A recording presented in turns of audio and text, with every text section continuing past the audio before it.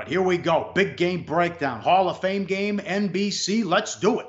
Bears and the Ravens. Ravens 2.5, 33 the total. This opened 1 in some spots, so you're seeing some Ravens money, and that's because of Lamar Jackson and RG3. You're supposed to see a lot of playing time for Lamar Jackson and RG3, and a couple of guys at the Westgate who said this, and I agree, they're here in Vegas. I can't imagine if you're going to see Lamar Jackson for 2.5 quarters that they're going to put a turnstile out there with the offensive line. You've cashed 9 straight tickets in the preseason backing John Harbaugh, who is 27-13 ATS and 28-12 straight up. They were dogs in 7 of the last 9, though. He's cashing tickets, and the Ravens are 9-1. Harbaugh 9-1 straight up in week 1 of the preseason. I talked to a guy in Chicago today. I don't think you're going to see Trubisky. If you do, it's only for 1 quarter, and then that would mean it's Chase Daniel and Tyler Bray. You also have the new coach angle with Nagy we'll get to in a second.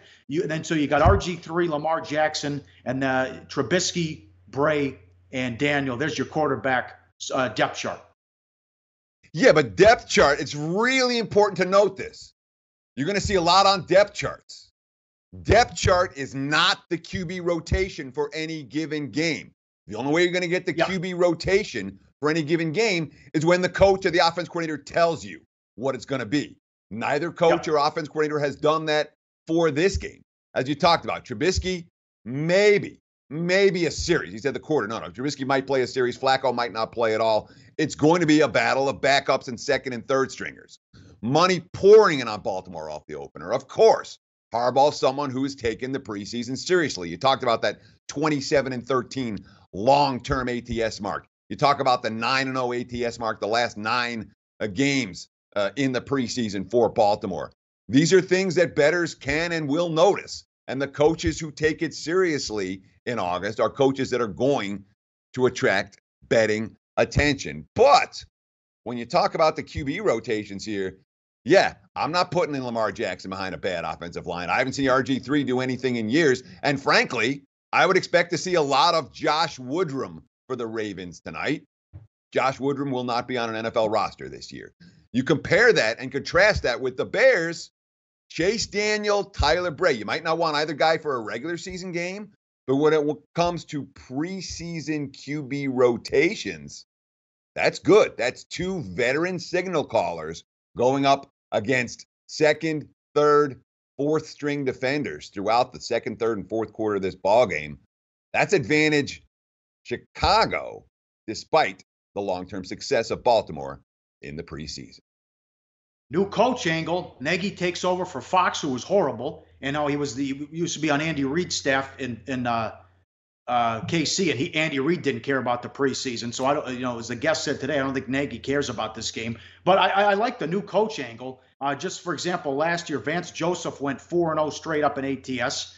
McDermott went 3-1 ATS. McVay went 3-1 ATS. Shanahan went 3-1 ATS. Lynn went 1-3 ATS. Also unders. Listen, it's fun that it's back, but this is usually a tough watch. It's a sleep inducer and it's a flag fest. And since 2009, you've only seen 2 games with produce more than 30 points.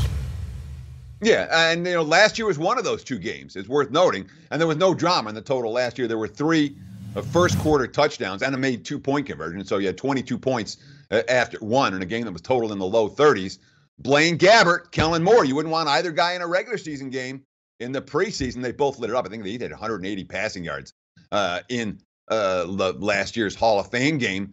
And of course, the rest of the way, there was only 16 points, but it's certainly been a Hall of Fame series that has not been very good for over bettors. That being said, the matchups here do not favor under bettors, and we've seen the sharp money in many spots come on the over for this ball game, despite the fact that so many of these Hall of Fame games have been, as you mentioned, yawn inducers.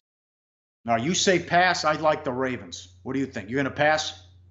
Oh, yeah, it's not even close. I think the QB rotation favors Chicago, and I'm not willing to stand in front of Baltimore. Equals pass. Total-wise, you don't bet the game over. You don't bet Hall of Fame games over, period. And yet the matchups say, maybe pay attention to the over. Equals easy pass for me.